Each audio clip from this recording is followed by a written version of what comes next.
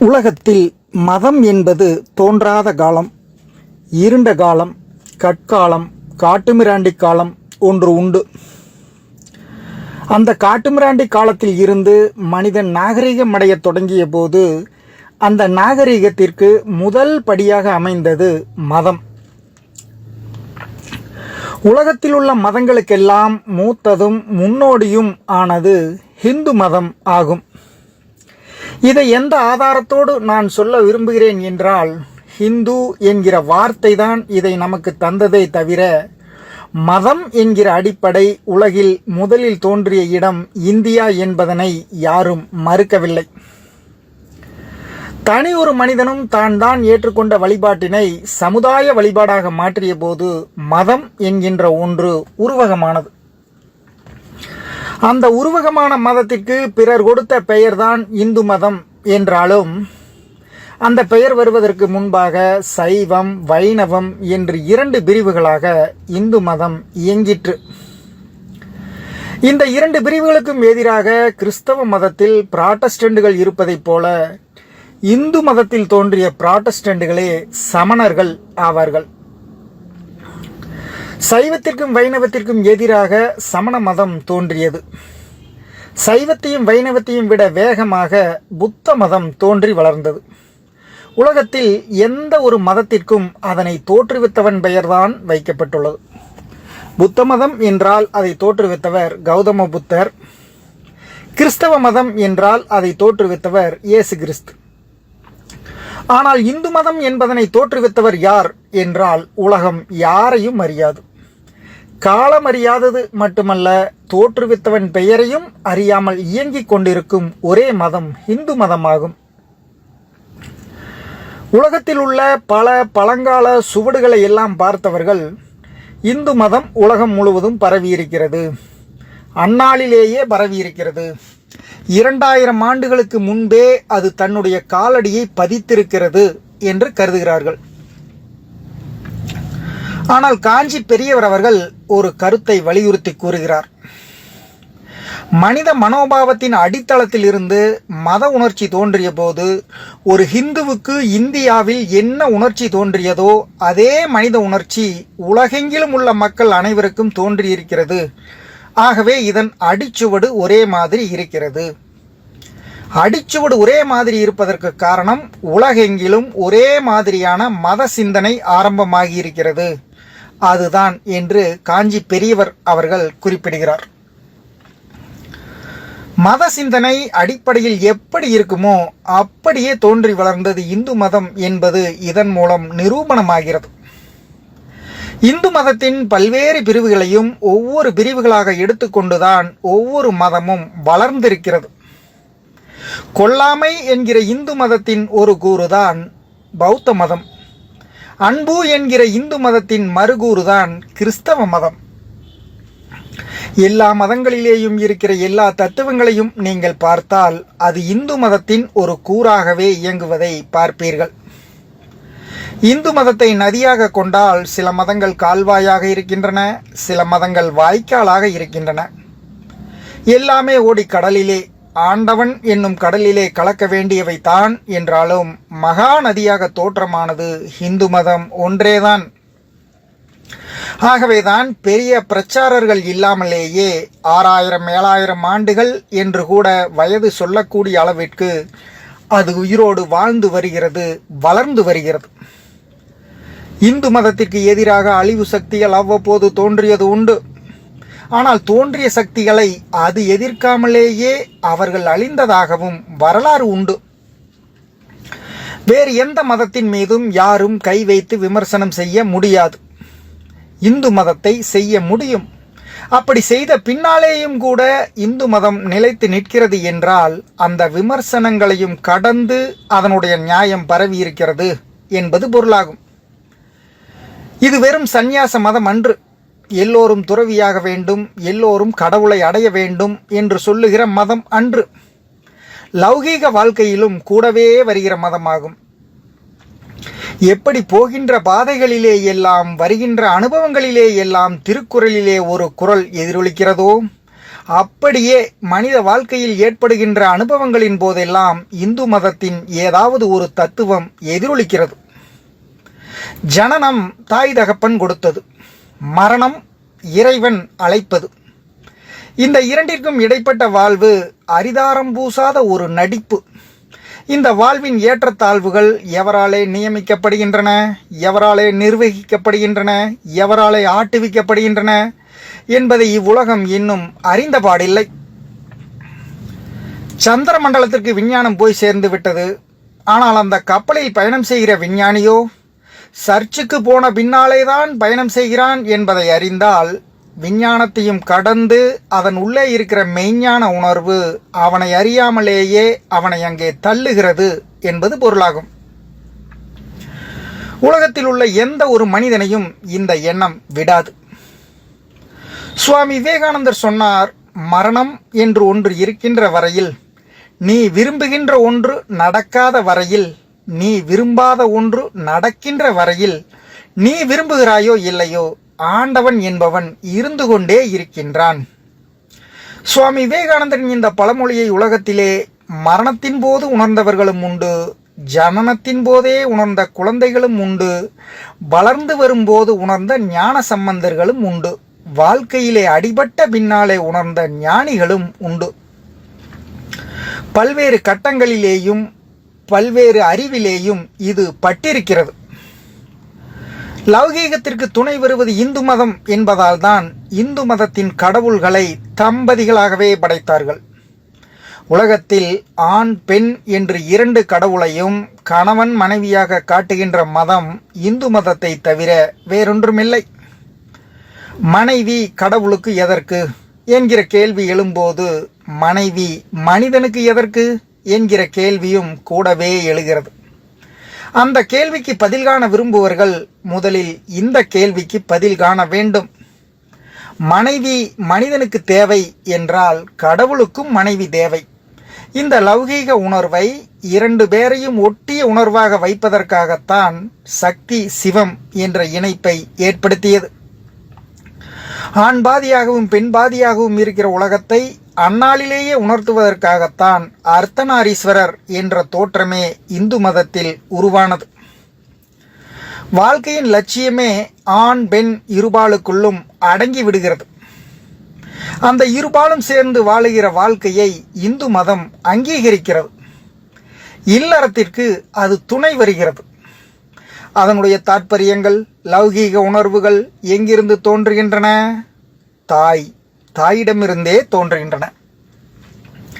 சுவாமி விவேகானந்தர் அமெரிக்காவில் சிகாகோ நகரிலே பேசும்போது அங்கிருந்த இளம் பெண்கள் ஆண்களை எல்லாம் பார்த்து பெரியோர்களே, தாய்மார்களே என்று அழைத்தார். அங்கிருந்த இளம் பெண்கள் சிலர் சிரித்தனர். அவர் சொன்னார், நீங்கள் சிரிப்பது எனக்கு புரிகிறது.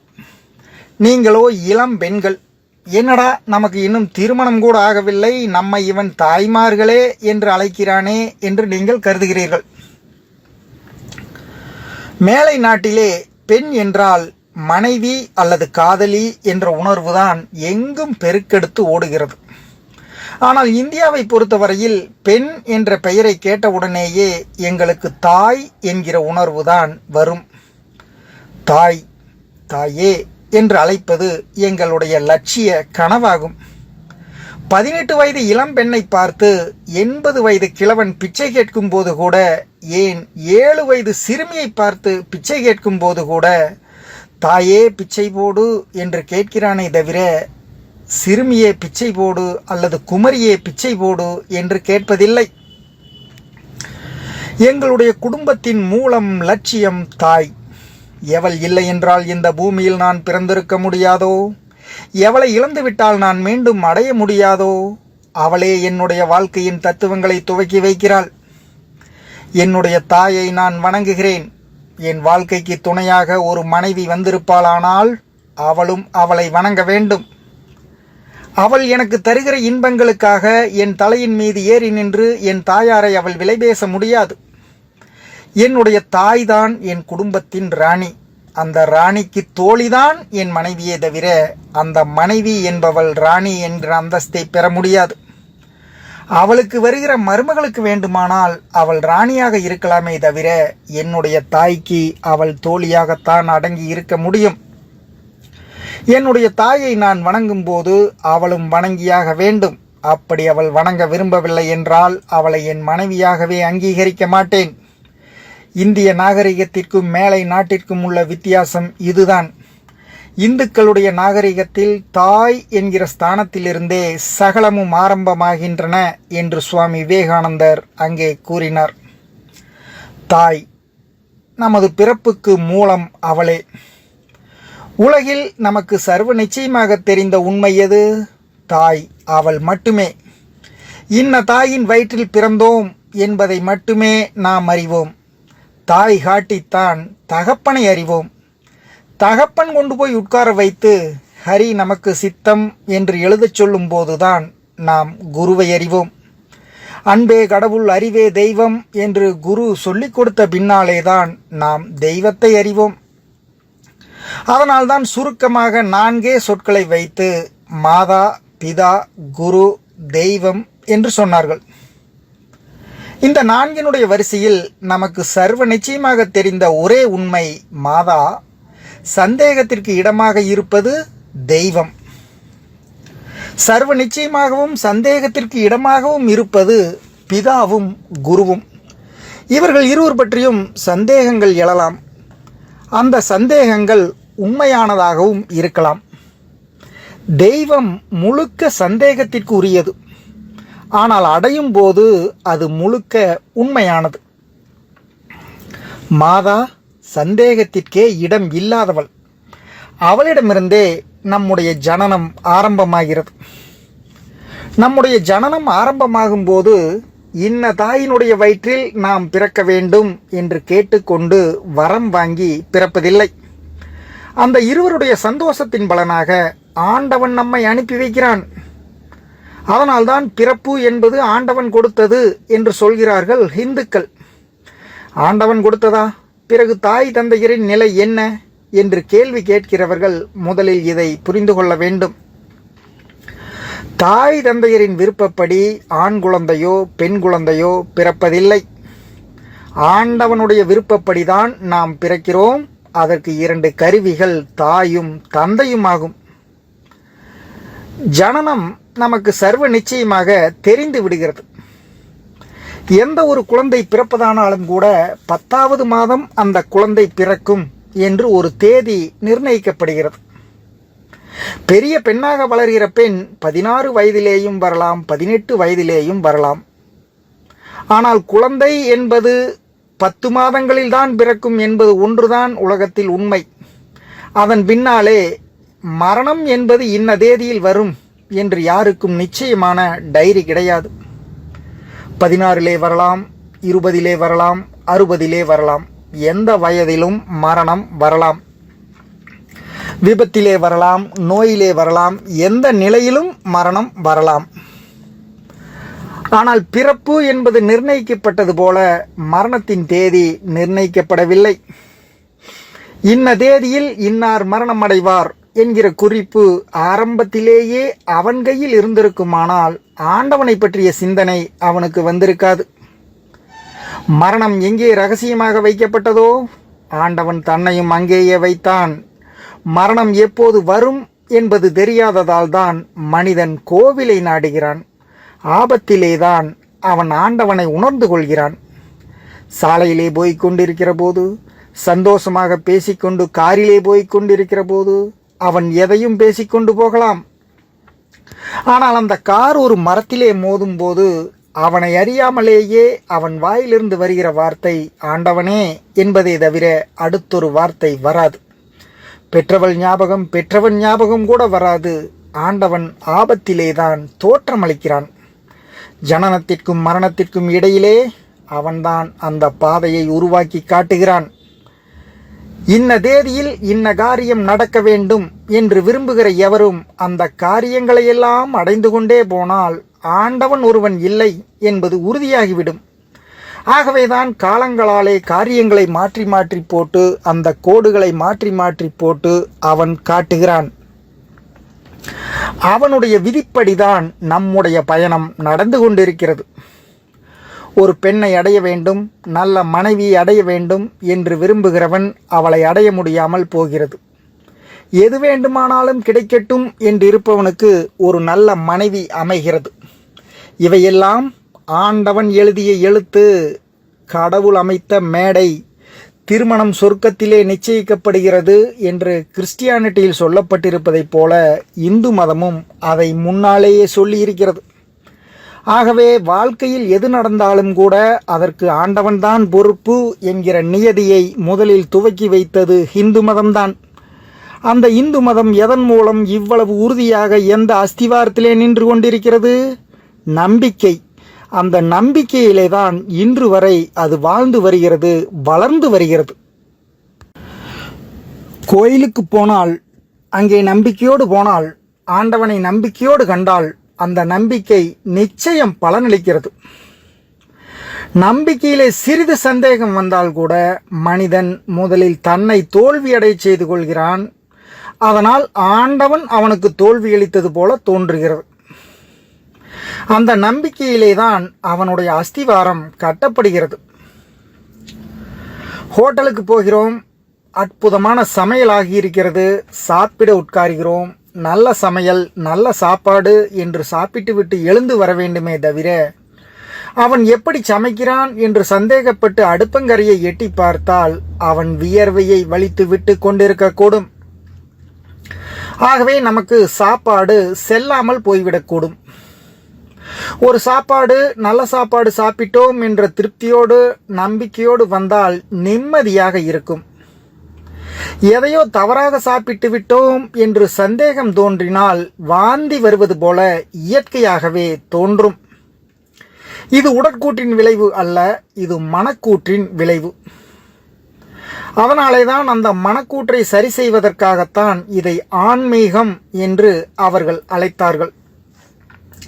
உடலுக்கும் இதற்கும் சம்பந்தம் இல்லாத நிலையாக இந்த மதத்தை உருவாக்கினார்கள். உடலுக்கு அப்பாற்பட்ட நிலையாக இதை உருவகித்தார்கள். இந்த நிலைகளை சொல்லுவதுதான் நம்முடைய இதிகாசங்கள். நம்முடைய இதிகாசங்கள் ஒவ்வொன்றிலேயும் நீங்கள் 2 விதமான நிலைகளை பார்ப்பீர்கள். தசரதனுக்கு 60,000 மனைவியர். அது சாத்தியமா? அப்படி வாழலாமா என்கிற கேள்வியை விடுங்கள். அவனுடைய மகன் ராமனை ஏகபத்தினி விரதன் என்று அழைத்தார்கள். இரண்டையும் 2 துருவங்களாக ஆக்கி காட்டினார்கள். 2 வாழ்க்கையிலேயும் எந்த வாழ்க்கை சரி, எது நியாயம் என்று அவர்கள் போதிக்க வரவில்லை. அந்த வாழ்க்கையை ஏற்றுக்கொண்டான் தசரதன், இந்த வாழ்க்கையை ஏற்றுக்கொண்டான் ராமன். ஆனால் இந்த வாழ்க்கையை ஏற்றுக்கொண்ட ராமனை தெய்வம் என்று ராமாயணம் அழைத்தது. ஆகவே அது சொல்லாமல் சொன்ன தத்துவம் ஏகபத்தினி விரதன் என்பதாகும். அந்த ஏகபத்தினி விரதன் என்று அவனை சொல்லுவதற்கு எவ்வளவு உவமை நயங்களை அது சொன்னது. ராமாயணத்தில் ஓரிடம், ராவணன் சீதையை மயங்க வைக்க பல்வேறு வேஷங்கள் போடுகிறான். மன்மதன் போல வருகிறான், இளவரசன் போல தோற்றமளிக்கிறான், பல்வேறு நாட்டு இளவரசர்கள் போல தோற்றமளிக்கிறான். எதிலேயும் அவள் மயங்கவில்லையே சீதை என்று கலக்கத்தோடு தன்னுடைய அரண்மனையில் உலாவிக் கொண்டிருக்கிறான். அப்போது அமைச்சர் அங்கே வருகிறார். அமைச்சர் சிரித்துக்கொண்டே அவனிடம் சொல்கிறார், அரசே, சீதை மயங்கக்கூடியது ஒரே ஒரு மனிதனுக்கு மட்டுமே, ஒரே ஒரு உருவத்திற்கு மட்டுமே. அந்த வேஷத்தை நீ எடுத்தால்தான் அவள் மயங்குவாள். அது யாருடைய வேஷம் தெரியுமா? அதுதான் ஸ்ரீராமனுடைய வேஷம் என்றார் அமைச்சர். உடனே ராவணன் அவரை பார்த்து சொல்லுகிறான், அமைச்சரே, உமக்கு தெரிகின்ற இந்த உண்மை எனக்கு தெரியாமல் போய்விடுமா? நானும் ராமனாகவே வேஷமெடுத்தேன், ராமனாகவே தோற்றமளித்தேன். ஆனால் ராமனுடைய வேஷத்தை போட்ட உடனேயே எனக்கு சீதையின் மீது, இன்னொருவன் மனைவியின் மீது ஆசை வரவில்லையே, நான் என்ன செய்வேன் என்று அவன் வருந்தினான். அந்த ஏகபத்தினி விரதன் என்பதை வெறும் வார்த்தைகளால் சொல்லாமல் ஒரு கதையாக உருவகித்தது, சாதாரண மக்களும் கூட புரிந்து கொள்ளக்கூடிய வகையிலே சொன்னது இந்து மதம் ஒன்றேதான். அவர்கள் படித்தவர்களோ படிக்காதவர்களோ யாராக இருந்தாலும் சரி, அவர்களுக்கு சில விஷயங்களை புரிய வைக்க இந்து மதம் முயன்றது. அருந்ததியின் கதை, நலாயினியின் கதை, அனுசூயின் கதை, அகலியின் கதை, இவைகளெல்லாம் வெறும் கற்பனை கதைகள் என்றே வைத்துக் கொள்ளுங்கள். இவை கற்போடு வாழ்ந்த சில பெண்களின் வாழ்க்கையை குறிப்பவை. இவை கற்போடு வாழ வேண்டும் என்ற எண்ணத்தை இந்து பெண்களின் மனதிலே உண்டாக்குவதற்காக சொல்லப்பட்ட கதைகள். இந்த கதைகளை சொன்னதோடு இந்து மதம் நின்றுவிடவில்லை. சில பழமொழிகளையும் எளிய முறையிலே அவர்களுக்காக தந்தது. கல்லானாலும் கணவன், புல்லானாலும் புருஷன். இதை சிலர் கேள்வி கேட்கக்கூடும். கல்லும் கணவனாகுமா, புல்லும் புருஷனாகுமா என்று கேட்கக்கூடும். பழமொழியை கூர்ந்து கவனிக்க வேண்டும். கல்லும் கணவன், புல்லும் புருஷன் என்றா இந்து மதம் சொன்னது? கல் ஆனாலும் கணவன், புல் ஆனாலும் புருஷன் என்றது. உன்னுடைய கணவன் மனது கல்லாக இருந்தாலும் அவன் உனக்கு கணவனே. சம்பாதிக்க முடியாதவனாக, ஏழையாக, ஊராரின் கேலிக்குரியவனாக, பேதையாக இருந்தாலும் கூட உன்னால் ஏளனம் செய்யப்பட முடியாத உன்னுடைய புருஷனவன் என்று அது அந்த பெண்ணுக்கு போதித்தது. அடக்கத்தை போதித்து, அன்பை போதித்து, ஒரு பெண் உத்தமமாக வாழ வேண்டும், லௌகீகத்தில் அவள் மரியாதையோடு நடந்து கொள்ள வேண்டும் என்பதற்காக அது எடுத்துக்கொண்ட முயற்சிகள்தான். இதிகாசமோ புராணமோ அல்லது சிறிய சிறிய கதைகளோ இவையெல்லாம் ஒரு பெண்ணையும் ஆணையும் ஒழுங்கான வழியில் நடக்க வைக்க வேண்டும் என்பதற்காக அது எடுத்துக்கொண்ட முயற்சிகள் தான். காலங்களாலே இந்த முயற்சிகள் வெற்றி பெற்று வந்திருக்கின்றன என்பதை வரலாறு நம் கண்முன்னேயே காட்டுகிறது. சில தமிழ் வார்த்தைகளை கூர்ந்து கவனித்தாலே இந்து மதத்தின் ஆழ்ந்த தத்துவங்கள் வெளிப்படும். உங்களுக்கு ஒரு தமிழ் வார்த்தையை நினைவுபடுத்துவேன். கெட்டுப்போன ஒரு பெண்ணை, தவறிப்போன ஒரு பெண்ணை வழுக்கி விழுந்தவள் என்று ஏன் கூறுகிறார்கள்? பெண் தலைகுனிந்து நடக்க வேண்டும் என்பது விதி. தலைகுனிந்து நடந்தால் பூமியும் எப்படி இருக்கிறது என்பதை கண்டுகொண்டு நடக்க முடியும். தலை நிமிர்ந்து நடந்தால் பூமியும் அவளை வழுக்கிவிடக்கூடும். பூமியிலே வழுக்கி விழுந்தாள் என்பது மட்டுமல்ல, நிமிர்ந்து நடந்த காரணத்தால் வாழ்க்கையிலேயும் அவள் வழுக்கி விழுந்தாள் என்பதை சொல்வதற்காக அந்த ஒரு வார்த்தையை தமிழிலே சொன்னார்கள். தமிழ் மட்டுமல்லாது வடமொழியிலும் சில வார்த்தைகள் இந்த ஆண்களையும் பெண்களையும் லௌகீக துறையில் ஒழுங்குபடுத்துவதற்காகவே சொல்லப்பட்டவை. ஆக நம்முடைய இதிகாசங்கள், புராணங்கள் யாவையுமே வெறும் கதைகள், கற்பனை, பொய் என்று சொல்லுகிறவர்கள் கூட தங்களுடைய வாழ்நாளில் அனுபவப்படும் போது அவை உண்மையாகவும் இருக்கக்கூடும் என்று கண்டுகொள்கிறார்கள். கண்ணனுடைய கதை, பஞ்சபாண்டவர்கள் கதை, பாரதமோ பாகவதமோ, இந்த கதைகளை எல்லாம் எடுத்துக்கொண்டு பார்த்தால் இவைகள் ஒரு தெய்வீக கதையாக மட்டுமே உங்களுடைய கண்களுக்கு தெரியாது. லௌகீக மனிதனுக்கு தேவையான சகல குணங்களையும் உள்ளடக்கிய கதைகளாகவே தோன்றும். கண்ணன் ஒரு பெரிய கடவுள். ஆனால் அவன் உதவிக்கு வரவேண்டிய நேரத்தில் வரவில்லை. காலம் தவறி அவன் உதவிக்கு வந்தான். ஏன்? அறிவை மட்டுமல்லாது அனுபவத்தையும் கொள்முதல் செய்தாக வேண்டும் மனிதன் என்பது விதி. அந்த அனுபவத்தை மனிதன் கொள்முதல் செய்த பின்னாலேதான் ஆண்டவன் கூட காட்சியளிப்பான் என்பதை சொல்வதற்காக அந்த கதையை சொன்னார்கள். கண் இது கண்ணாடி என்று சொல்லிவிட்டால் கால் அதை மிதிக்கப் போவதில்லை. கால் அதை மிதித்து செப்டிக்கான பின்னாலேதான் அது கண்ணாடி என்று தெரிந்தால் கண்ணாடிக்கும் காலுக்கும் உள்ள பாந்தம் என்னவென்பதாவது புரியும். அதனாலேதான் அறிவை விட அனுபவத்தை மிக பெரியதாக இந்து மதம் தேர்ந்தெடுத்தது. அந்த அனுபவத்தின் காரணமாக விளைந்த விளைச்சல்களை இதிகாசங்களிலேயும் புராணங்களிலேயும் அது காட்டிற்று. அந்த கதைகள் இன்றைக்கு ஆங்கிலத்தில் மொழிபெயர்த்து சொல்லப்படும் போது உலகமெங்கிலும் ஆச்சரியத்தோடு வரவேற்கப்படுகின்றன. இன்றைக்கு அமெரிக்க வானத்தில் ஹரே ராமா ஹரே கிருஷ்ணா என்ற கோஷம் பலமாக எழுந்து நிற்கிறது. வேதனை அடைந்து விரக்தி அடைந்து வாழுகின்ற அளவிற்கு வாழ்ந்து பார்த்துவிட்டு இனி வாழ்வதற்கு எதுவுமே இல்லை என்று தெரிந்து கொண்ட பிற்பாடு அவன் கடைசியாக அடையப் போகின்ற புகலிடம், அடைந்து விட்ட புகலிடம் ஹரே ராமா ஹரே கிருஷ்ணாவாக ஆகியிருக்கிறது. அது எப்படி?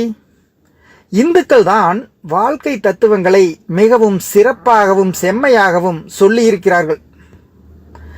தற்கொலை செய்து கொள்ள வேண்டிய மனிதனை தற்கொலை செய்து கொள்ளாமலேயே திருப்புவதற்கான ஒரே மார்க்கம் இந்து தத்துவமே என்பதனை அமெரிக்க மக்கள் இன்றைக்கு கண்டுகொண்டிருக்கிறார்கள். நீ வாழ விரும்பினாலும் உனக்கு வழி இருக்கிறது, வாழ்வை வெறுத்து ஓட விரும்பினாலும் உனக்கு வழி இருக்கிறது.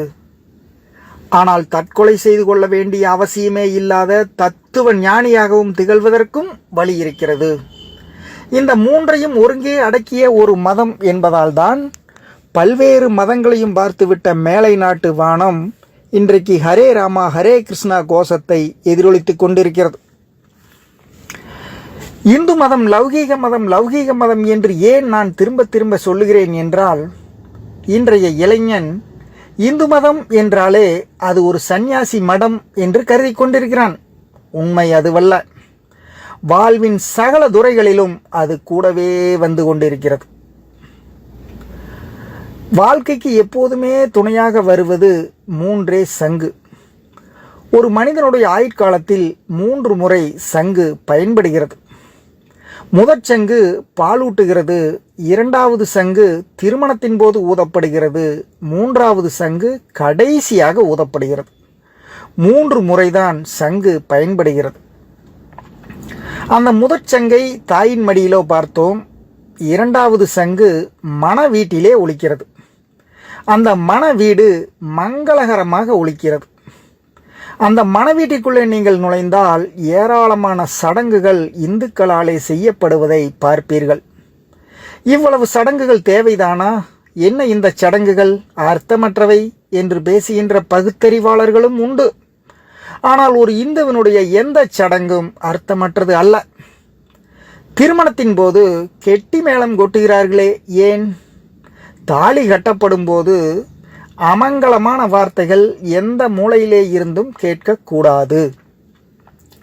மாங்கல்யம் சூட்டப்படும் போது ஏதாவது ஒரு மூலையில் யாராவது ஒரு தாய் தன்னுடைய மகனையோ மகளையோ மற்றவர்களையோ பார்த்து சனியனே நாசமாய் போக என்று திட்டக்கூடும். அந்த அமங்கலமான வார்த்தைகள் மணமக்களின் காதுகளில் விழக்கூடாது. எந்த மூலையிலே இருந்தும் தவறான வார்த்தைகள் விழக்கூடாது என்பதற்காக அங்கே கெட்டி மேளம் கொட்டுகிறார்கள். மணவரைக்கு வருகிற பெண்ணை அம்மா வலது காலை எடுத்து வைத்து வா என்று ஏன் கூறுகிறார்கள்? வலது காலையே எடுத்து வைத்து வர வேண்டிய அவசியம் என்ன? இந்த பூமியே வலப்புறமாகத்தான் சுழல்கிறது என்கிற விஞ்ஞானத்தை முதலில் கண்டுபிடித்தவர்கள் இந்துக்கள் தான். நானும் உலகத்தோடு ஒட்ட ஒழுகுவேனே அன்றி உலகுக்கு எதிராக போக மாட்டேன் என்று சத்தியம் செய்வதே வலது காலை எடுத்து வைப்பதாகும். அங்கே மணமேடைக்கு முன்னால் அக்னி வளர்க்கப்படுகிறது. அதில் ஒருவர் நெய்யை ஊற்றி அரியப்படுத்தி கொண்டே இருக்கிறார். மணமக்கள் இருவரும் வேர்க்க விறுவிறுக்க உட்கார்ந்திருக்கிறார்கள். அந்த அக்கினிக்கு பதிலாக கொஞ்சம் பாலையோ தண்ணீரையோ வைத்து ஏன் அவர் கரண்டியாலே கலக்கி கொண்டிருக்க கூடாது? அதுவும் ஒரு சடங்கு தானே. அங்கே நெருப்பு ஏன் வார்க்கப்பட வேண்டும்? அந்த நெருப்பு இருவருக்கும் சாட்சியாக அமைகிறது. 1000 சாட்சிகள் இருந்தாலும் அதையும் மீறிய சாட்சி அக்னி சாட்சி. நீ எனக்கு துரோகம் செய்தாலும் நான் உனக்கு துரோகம் செய்தாலும் இந்த நெருப்பு நம்முடைய மனதை எரிக்கட்டும். துரோகம் செய்து வாழ வேண்டும் என்று ஓடினால் இந்த நெருப்பு நம்முடைய உடம்பையும் எரிக்கட்டும் என்று கூறப்படுவதே அக்னி சாட்சியாகும். கழுத்திலே தாலி கட்டப்படுகிறது. ஆடவனுக்கு காலிலே வெள்ளியாலே மெட்டி அணிவிக்கப்படுகிறது. ஏன்? தலை குனிந்து வருகிற பெண் தானே இந்து பெண். தலை நிமிர்ந்து வருகிற வீரன் தானே இந்து ஆடவன். தலை நிமிர்ந்து வருகிற ஆடவனின் கண்ணில் எதிரே வருகிற பெண் திருமணமானவள் என்பதை தெரிந்து கொள்வதற்காக அவள் கழுத்திலே தாலி கட்டப்படுகிறது. தலை குனிந்து வருகிற இந்து பெண்ணின் கண்களில் எதிரே வருகிற ஆடவன் திருமணமானவன் என்பதை தெரிந்து கொள்வதற்காக அவன் கால்களிலே மெட்டி அணிவிக்கப்படுகிறது. அம்மியின் மீது காலை வைக்க சொல்கிறார்களே, அது என்ன வேடிக்கையா? அந்த அம்மியைப் போல, அந்த கல்லைப் போல என்னுடைய கற்பும் உறுதியாக இருக்கும் என்று உத்தரவாதம் தருவதாகும். அருந்ததி பார்ப்பது ஏன்? அந்த வானத்தில் அருந்ததி ஒருத்திதான் இன்னும் நட்சத்திரமாக மின்னிக் கொண்டிருக்கிறாள். நானும் அடுத்த நட்சத்திரமாக ஆவேன் என்று சத்தியம் செய்வதாகும். நீங்கள் மாறி மாறி எங்கே சென்றாலும் அந்த இந்து மதத்தின் சடங்குகளுக்குள் ஒரு அர்த்தத்தை காண முடியும். மங்களமே நிறைந்து நிற்கும். பிச்சைக்காரன் வந்து பிச்சை கேட்டால் அப்போது வீட்டிலே அரிசியோ சோறோ இல்லை என்றால் கூட இல்லை போ என்று சொல்ல மாட்டான் ஒரு நல்ல ஹிந்து. நிறைய இருக்கிறதப்பா, நாளைக்கு வா என்பான். அதற்கு என்ன பொருள் என்பது பிச்சைக்காரனுக்கு தெரியும், பகுத்தறிவாளனுக்கு தெரியாவிட்டாலும் கூட. அதாவது இல்லை என்பது அதனுடைய பொருளாகும். அமங்கலமான வீடுகளுக்கு போகிறோம். அந்த மாதிரி வீடுகளுக்கு போய் திரும்பும் போது போகிறேன் என்றுதான் சொல்லி கொண்டு வருவார்கள் ஹிந்துக்கள். ஏன் தெரியுமா? இந்த மாதிரி அமங்கலமோ கெட்ட காரியமோ உனியின் வீட்டில் வராது, நானும் வரவேண்டிய அவசியம் இருக்காது. அதனால் போகிறேன் என்பது அதனுடைய பொருளாகும். நல்ல காரியங்கள் நடக்கும் வீடுகளுக்கு போய் திரும்பும்போது போய் வருகிறேன் என்றுதான் சொல்லி கொண்டு வருவார்கள். அதன் பொருள், இன்னும் பல நல்ல காரியங்கள் உன் வீட்டிலே நடக்கும், நானும் வந்து கலந்து கொண்டு ஆசீர்வதிப்பேன், அதனால் போய் வருகிறேன் என்பது அதனுடைய பொருளாகும். மங்களகரமான வார்த்தைகளை கேட்டுக்கொண்டே இருந்தால் மனிதனுடைய மனோபாவம் மாறுகிறது, மனிதனுடைய முகபாவம் மாறுகிறது, முகத்திலே மறுமலர்ச்சி உண்டாகிறது, வயது குறைந்தது போல தென்படுகிறது.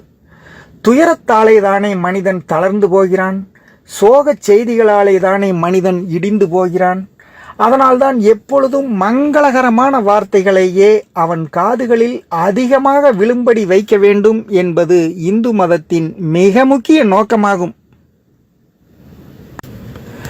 வாழ்வின் மங்களம், மனவினை மங்களம், திருமண மங்களம் அனைத்தையும் பார்த்துவிட்டு ஒரு சாதாரண மனிதனுடைய அன்றாட காரியங்களுக்கு வருவோம்.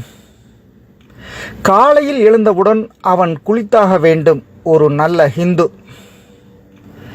தினசரி குளிப்பதாலேயே ஆண்டவனுடைய அனுக்கிரகம் வந்துவிடுமா என்று கேட்பவர்கள் உண்டு. ஆண்டவனுடைய அனுக்கிரகம் வருகிறதோ இல்லையோ, புற உடம்பு சுத்தமாகிறது. புற உடம்பு குளிரும் போது அகமும் குளிர்கிறது. அகத்தை அடிக்கடி குளிர வைக்க உடம்பையும் குளிர வைக்க வேண்டி இருக்கிறது. குளிர்ந்த உடம்புக்குள்ளே ஆன்மா குளிர்ந்து நிற்கிறது. குளிர்ந்த ஆன்மாவுக்குள்ளே ஆண்டவன் சுடர்விட்டு பிரகாசிக்கிறான். நெற்றியில் ஏன் விபூதி பூச வேண்டும்? திருநீரு அல்லது திருமண் எதற்கு? சைவர்கள் திருநீறு பூசுகிறார்கள், வைணவர்கள் திருமண் இடுகிறார்கள். வார்த்தைகளை கவனியுங்கள். அது திருநீரு, இது திருமண். திருமணம் ஆகாதவர்கள் இறந்து போனால் அவர்களுடைய உடலை பூமிக்குள்ளே புதைக்க வேண்டும் என்பது இந்துக்களுடைய விதி. திருமணமாகி வாழ்ந்தவர்கள் இறந்து போனால் அவர்களுடைய உடலை எரிக்க வேண்டும் என்பது இந்துக்களுடைய விதி. திருமணமாகாத உடம்பு மண்ணோடு கலந்து சாந்தி அடையவும், திருமணமாகி சாந்தி அடைந்த உடம்பு விண்ணோடு கலந்து ஐக்கியமாகவும் இந்த இரண்டையும் அவர்கள் தேர்ந்தெடுத்தார்கள்.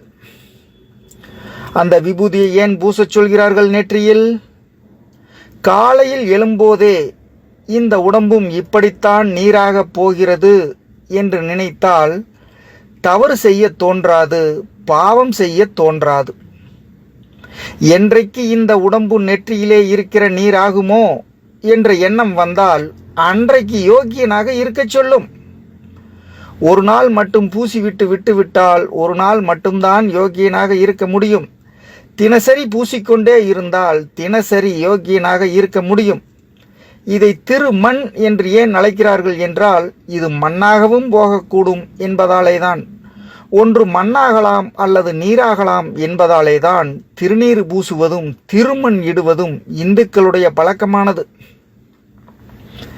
இன்னொன்று, காலையில் எழுந்தவுடன் ஒரு நல்ல ஹிந்து குளித்துவிட்டு நெற்றியிலே விபூதி பூசிவிட்டு அரை மணி நேரமாவது அல்லது ஒரு மணி நேரமாவது பூஜையில் அமர்கிறானே, ஏன்?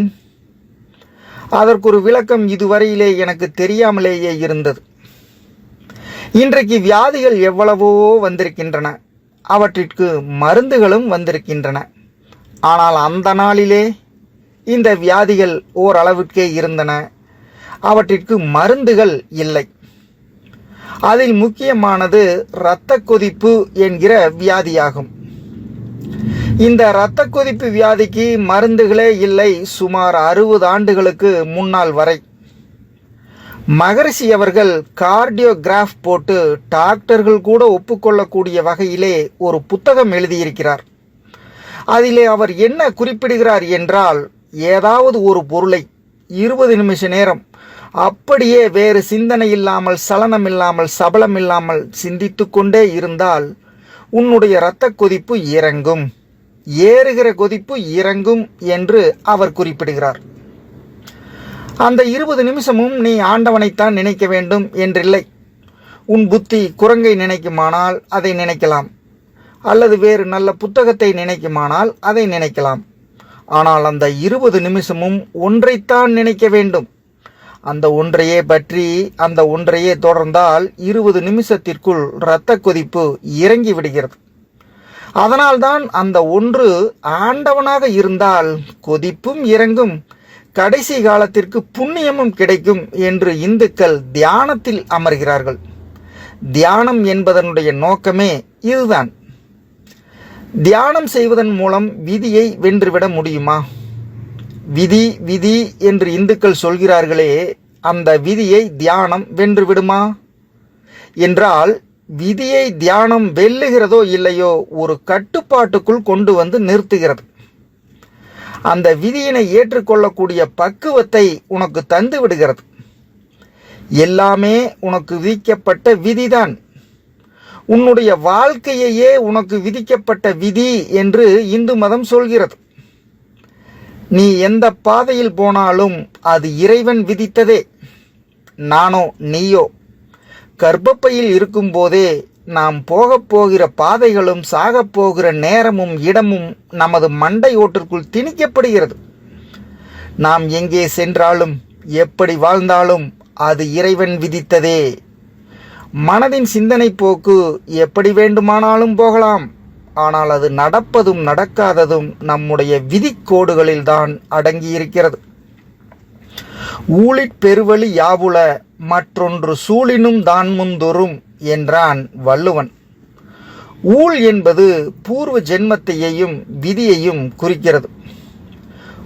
பூர்வ ஜென்மத்தின் எதிரொலியை கொண்டே அந்த ஜென்மத்தின் விதி தீர்மானிக்கப்படுகிறது. போன ஜென்மத்தில் உன் விதி பாவம் செய்யும்படி விதிக்கப்பட்டிருந்தால் அதற்கான பரிகாரம் இந்த ஜென்மத்திலே எழுதப்படுகிறது.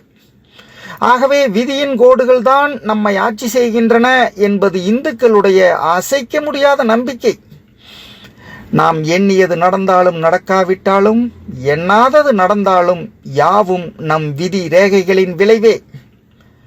முயற்சி 1/4 பங்கு, விதியின் ஒத்துழைப்பு 3/4 பங்கு.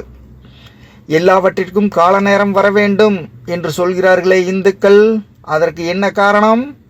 நமக்கு இன்ன காலங்களில் இன்ன காரியங்கள் நடக்கும் என்று விதிக்கப்பட்டிருக்கிறது, அவ்வளவுதான். நினைவுகளின் மயக்கத்தை விதி ஒழுங்குபடுத்துகிறது.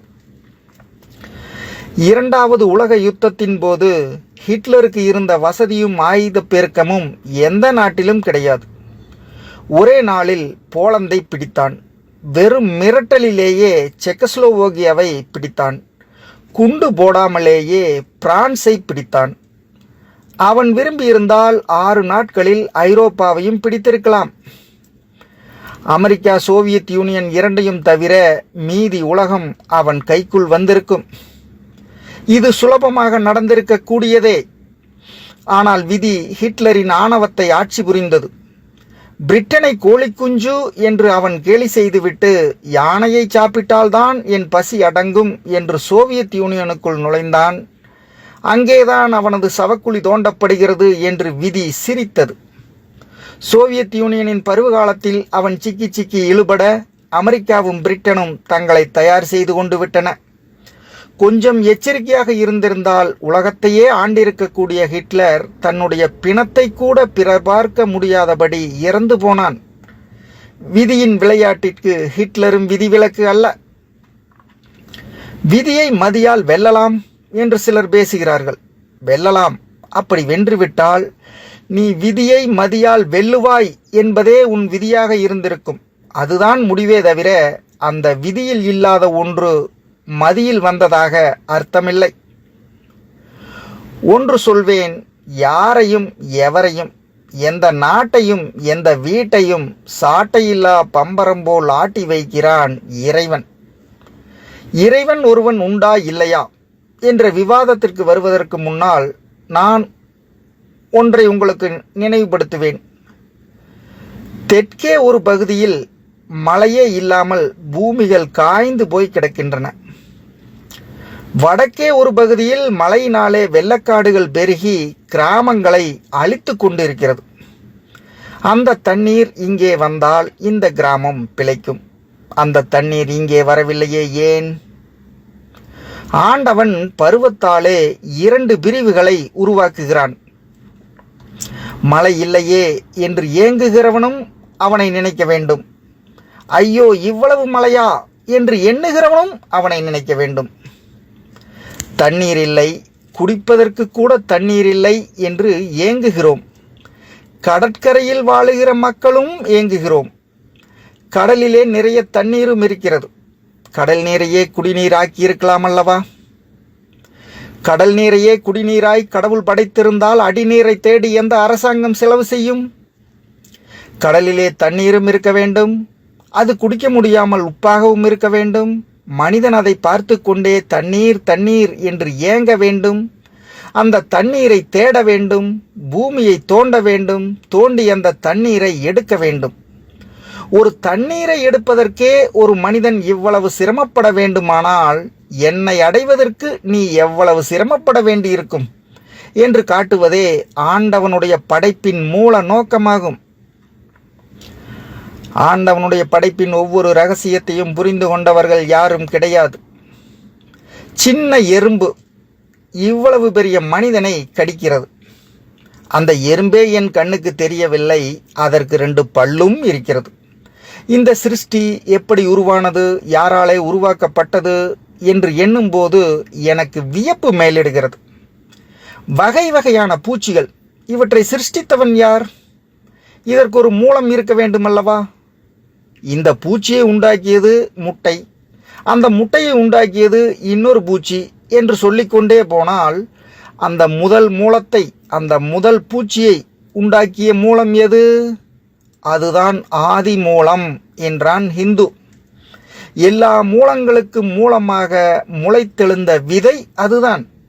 அந்த விதையிலே இருந்து கிளைத்து எழுந்தவைகள்தான் மற்றவைகள் எல்லாம் என்பதாலே தான் அவன் அதனை குறிப்பிட்டான்.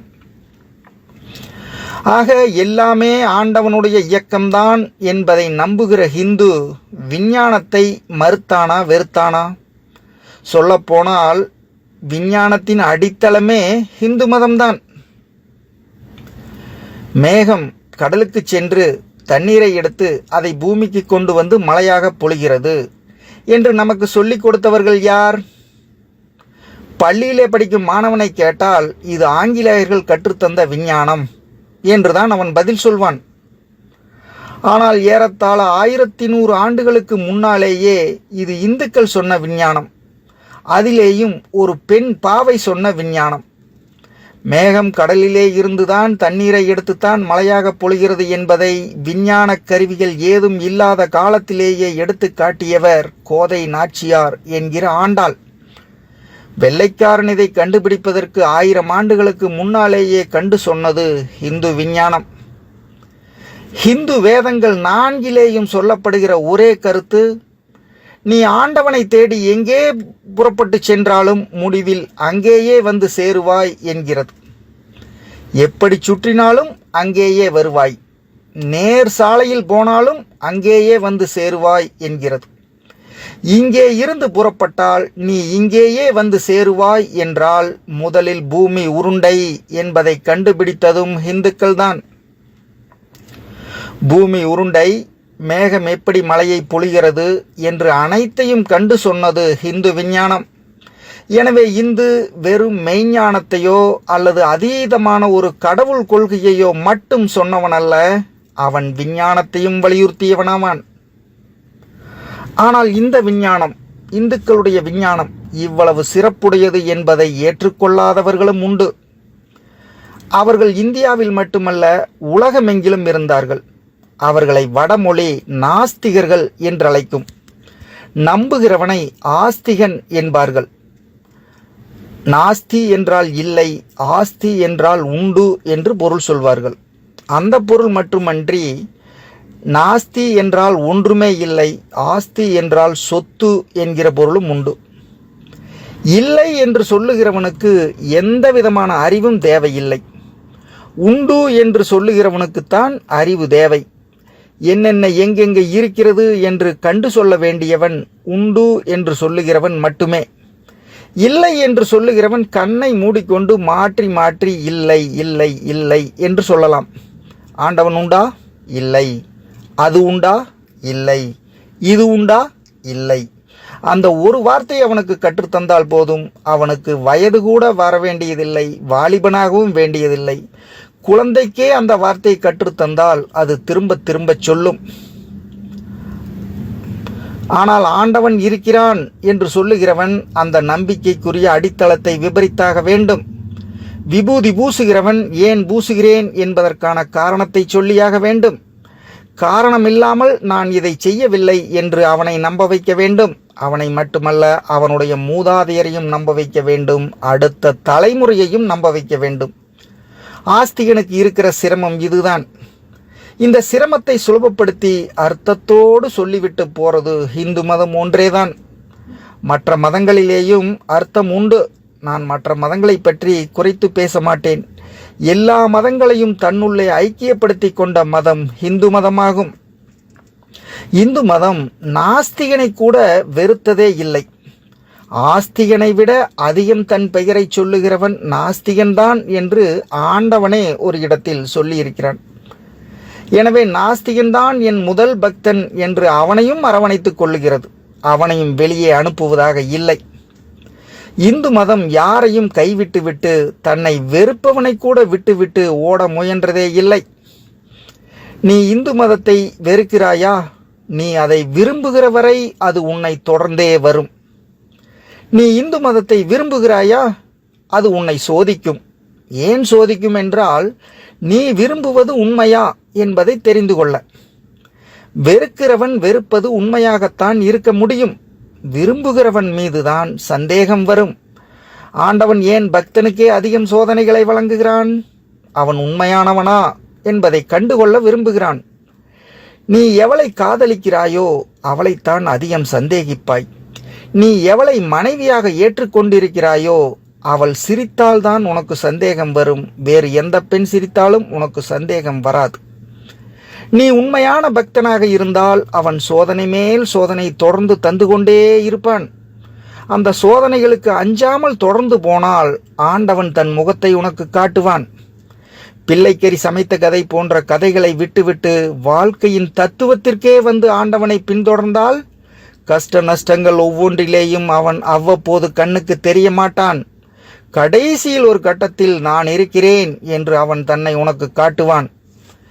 இன்று எனக்கு ஒரு நிம்மதி இருக்கிறது, துணிச்சல் இருக்கிறது, தைரியம் இருக்கிறது.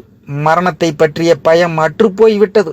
மரணத்தின் பின்னாலே மோட்சமோ நரகமோ எங்கே சென்றாலும் கூட அந்த ஆண்டவன் துணை இருப்பான் என்ற நம்பிக்கை பிறக்கிறது. நம்பிக்கை நம்பிக்கை ஒரு ஹிந்துவுக்கு கடைசி வரை கை கொடுப்பது அது ஒன்றுதான்.